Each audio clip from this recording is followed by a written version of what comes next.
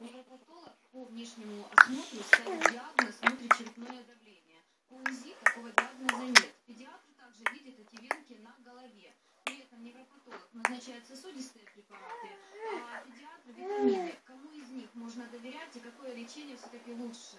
А почему, собственно говоря, мы вообще произносим слово лечение? Ведь, судя по всему, претензии к ребенку предъявляет не мама, а предъявляют доктора. Кому-то не понравились венки, которые не являются симптомом повышенного внутричерепного давления. Кому-то не понравилась тактика лечения, да? Поэтому Давай.